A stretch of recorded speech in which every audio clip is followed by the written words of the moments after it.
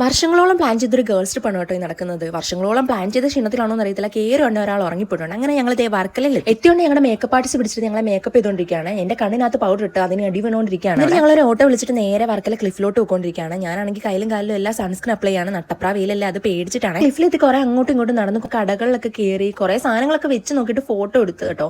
എന്നിട്ട് ഞാൻ ഈ അങ്ങോട്ടും ഇങ്ങോട്ടും കയറി ഇറങ്ങിക്കൊണ്ടിരിക്കുന്നത് നല്ലൊരു വീഡിയോയ്ക്ക് വേണ്ടിയിട്ടാണ്. എന്നിട്ട് എനിക്ക് വീഡിയോ കിട്ടി. ഇങ്ങനെ വെയിൽ കൊണ്ട് പൊട്ടി നേരെ സാമ്പ്രാണിക്കുടിക്ക് പോകാൻ വേണ്ടി ബസ് കയറി ഇരിക്കുകയാണ്. ബസ്സിൽ അത്രയും സീറ്റ് ഉണ്ടായിട്ട് ഉണ്ണിയുടെ ഫസ്റ്റ് എന്ന് പറഞ്ഞ് ഫ്രണ്ട് സീറ്റിൽ തന്നെ പോയെന്ന് അവരുടെ മനസ്സാരും കാണാതെ പോയി. സാമ്പ്രാണിക്കുടിയിൽ എത്തിയിട്ട് നേരെ ഐലൻഡിലോട്ട് പോകണം. എനിക്കാണെങ്കിൽ വർക്കലക്കാട്ടിലും ഇഷ്ടപ്പെട്ട സാമ്പ്രാണിക്കുടിയാണ് കേട്ടോ. നല്ല രസം ഉണ്ടായിരുന്നു, നല്ലൊരു ഭംഗിയുള്ള സ്ഥലമായിരുന്നു കേട്ടോ. അങ്ങനെ കുറെ അവിടെയൊക്കെ നടന്നു, കുറെ ചിരിച്ചു കേട്ടോ.